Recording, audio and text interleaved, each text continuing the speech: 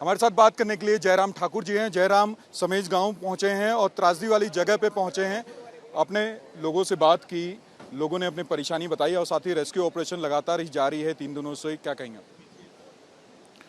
देखिए, बहुत ही दुखद हादसा हुआ ये। और एक ही जिस गांव में हम यहाँ आए हैं, यहाँ से ही 36 लोग मिसिंग हैं और जिनकी जिंदा रहने की संभावना अब धीरे धीरे कम होती जा रही है, क्योंकि आज चौथा दिन है। और इस सारी चीज़ में रेस्क्यू ऑपरेशन तो सरकार की ओर से चल रहा है, लेकिन फिर भी उसके बावजूद जो घटना हुई है ये हृदय विदारक है। और इसके यहाँ पर जो नुकसान हुआ है, जबकि अब की बार इतनी बरसात अभी हुई नहीं है। बरसात का शुरुआती दौर है ये हिमाचल प्रदेश में खास तौर से।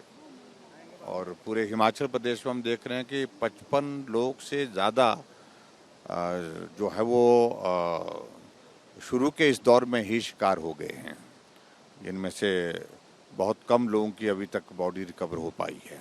एक तस्वीर हमने देखी थी त्रासदी से पहले की और त्रासदी के बाद ये तमाम घर, कहा जा रहा है कि जो 22 घर है उनका तो 27 घर है उनका तो नामो निशान नहीं है। केवल ये 3-4 घर ही बचे हैं। उनमें कुछ लोग थे जिनको निकाल लिया गया है, लेकिन जो ये घर थे 27 घर, इनमें एक का भी अभी तक शव नहीं निकाला गया है। रेस्क्यू ऑपरेशन चलाया जा रहा है। क्या उम्मीद है आपको कि कोई जिंदा अंदर बचा होगा?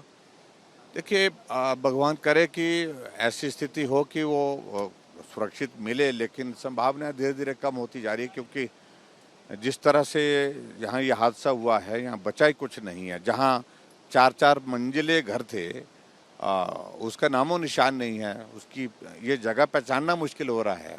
जो पहले का समेज गांव था और आज का इस समेज गांव में अगर हम देखें तो जो है उसमें रात दिन का अंतर है। कुछ बचा ही नहीं यहाँ पर है। ये छोटे छोटे कुछ एक घर यहाँ पर बचे हैं, इसके अलावा तो कुछ बचा ही नहीं है। और मुझे यही है कि भाई अब जो रेस्क्यू ऑपरेशन चल रहा है उसमें सिर्फ इतना ही है कि भाई जो लोग मिसिंग हैं उनकी तलाश थोड़ा तेज़ी से हो, ताकि परिवार के लोग जो बहुत व्याकुल हैं, बहुत चिंतित हैं, बहुत परेशान हैं, उनको राहत मिल सके। सरकार की तरफ से और क्या प्रावधान किया जा रहा है? जो लोग बचे हैं, जो उनके परिवार वाले हैं, उनको क्या आश्वासन दिया जा रहा है?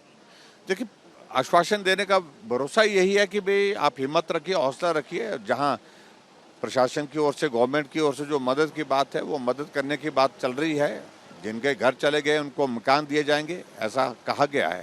हालांकि पिछली बार जो त्रासदी हुई हिमाचल प्रदेश में, जिसमें 400 से ज़्यादा लोगों की ज़िंदगी चले गई थी, उस वक्त एक विशेष पैकेज था। मेरा मानना यह है कि उसी पैकेज के अंतर्गत ये भी कवर होना चाहिए। जिसका घर चला गया उसको 7 लाख रुपए मिलना चाहिए। और इसके अलावा जिनका आंशिक जो डैमेज हुआ है, पार्शली डैमेज हुए हैं, जिनके घर अलग अलग जगह, उनको भी उसी तरह से उसी रिलीफ मैन्यूअल के तहत जो राहत मिलने चाहिए। सरकार के पीडब्ल्यूडी मिनिस्टर यहाँ पे पहुँचते हैं, विक्रमादित्य, वो कहते हैं कि जो 10 मीटर के दरमियान अगर नदी नाले के किनारे कोई घर या होटल बनाए तो उन पे कार्रवाई होगी। और ये उन्होंने कानून बना रखा है, उस कानून को अमल नहीं किया जा रहा, उस पर एक्शन लेंगे। आप क्या कहेंगे उसको लेके? देखिए, ये सारी चीज़ों को लेकर के अब कह रहे हैं। 1 साल पहले जब यह सारी घटना घटित हुई, तब भी वर्तमान में यही सरकार तो जो आज है, हमने ये कहा था कि एकदम आप इस तरह से कार्रवाई करने की बातें मत करिए। लोगों को इस सारी चीज़ के लिए जागरूकता पैदा करनी चाहिए।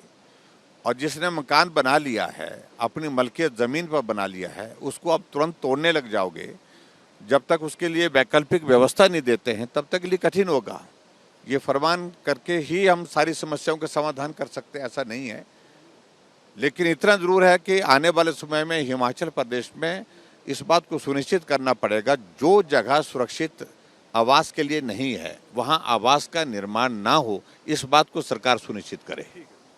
ये थे जयराम ठाकुर जी, जो कि कह रहे हैं कि जो ऐसी जगह सरकार चिन्हित करें जहां पे आवास नहीं बनने लायक है, उनको पहले से चिन्हित करके अगर कोई आवास बनाता है तो उस पर एक्शन ले, ना कि अचानक आए और उनके आवासों को वो तोड़ दे। रिपब्लिक भारत के लिए विजय इरफान के साथ लोमस झा।